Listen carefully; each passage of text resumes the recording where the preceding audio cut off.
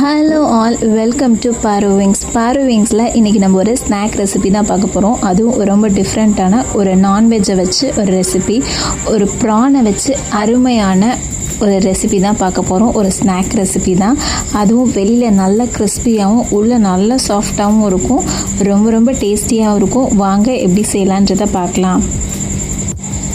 First நான் ஒரு PRAN எடுத்துக்கிறேன். ப்ரான் எடுத்துகிட்டு அதை நல்லா தோலெல்லாம் எடுத்துகிட்டு உள்ளே நல்லா ரெண்டு சைடுமே குடல்லாம் நல்லா எடுத்துகிட்டு அதை நல்லா வாஷ் பண்ணி எடுத்துக்கிறேன். எடுத்துகிட்டு நம்ம கட்டரில் வச்சு இதை சின்ன பீசஸாக கட் பண்ணிக்கலாம். நல்லா பொடிசாக சின்னதாக எல்லாத்தையும் கட் பண்ணிக்கலாம்.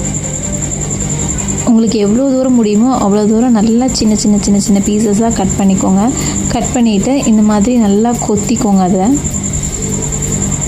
அதை நல்லா எல்லா சைடும் நல்லா கொத்தி எடுத்துருங்க.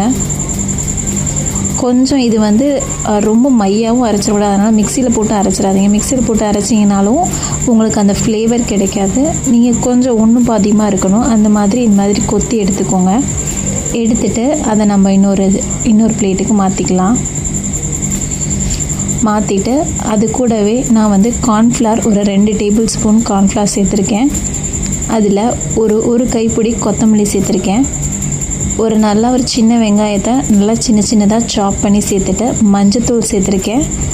அதுக்கு தேவையான அளவு உப்பு சேர்த்துட்டு இது கூடவே பெப்பர் சேர்த்துருக்கேன்.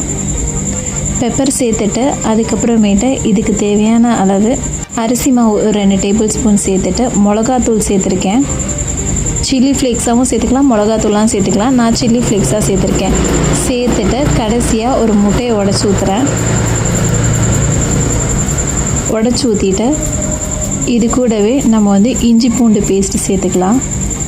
இஞ்சி பூண்டு இருந்தால் நல்லா சாப் பண்ணியும் இதில் சேர்த்துக்கலாம். நான் இஞ்சி பூண்டு பேஸ்ட்டாகவே இதில் சேர்த்துருக்கேன். சேர்த்துட்டு இதை நல்லா கலந்து விட்டுக்கலாம். நல்லா இந்த கன்சிஸ்டன்சி இருக்கிற மாதிரி நல்லா கலந்து எடுத்துக்கோங்க. கலந்து எடுத்ததுக்கப்புறமேட்டு ஒரு எண்ணெய் சட்டி வச்சுக்கலாம். எண்ணெய் சட்டி வச்சுட்டு நல்லா கொதி வந்ததுக்கப்புறம் இந்த மாதிரி சின்னதாக நம்ம போட்டு எடுத்துக்க வேண்டியதான். இதில் நம்ம முட்டை கலந்துருக்கிறதுனால நல்லா சாஃப்டாக இருக்கும். நல்லா நம்ம கார்ன்ஃப்ளவர் சேர்த்துருக்கறதுனால நல்லா வெளியில் நல்லா கிறிஸ்பியாகவும் உள்ளே நல்லா சாஃப்டாகவும் இருக்கும். ரொம்ப டேஸ்ட்டாகவும் இருக்கும். நம்ம அதை எடுத்து அதை பிட்டு சாப்பிடும் போதே உள்ளே அழகாக நமக்கு அந்த ப்ரானோட டேஸ்ட்னஸ் தெரியும். சின்ன பீசஸாக நம்ம போட்டிருக்கறதுனால ப்ரான் உங்களுக்கு நல்லா ப்ராமினெண்ட்டாக தெரியும். நல்லா டேஸ்ட்டாகவும் இருக்கும். ஒரு டிஃப்ரெண்ட்டான ரெசிபி, ரொம்ப அருமையாக இருக்கும். நல்லா இது வெந்ததுக்கப்புறம் 2 சைடும் திருப்பி போட்டு எடுத்துட வேண்டியதான். செஞ்சு பாருங்கள். செஞ்சு பார்த்துட்டு எப்படி இருந்துச்சுன்னு கமெண்ட் பண்ணுங்கள். தேங்க்யூ ஃபார் வாட்சிங்.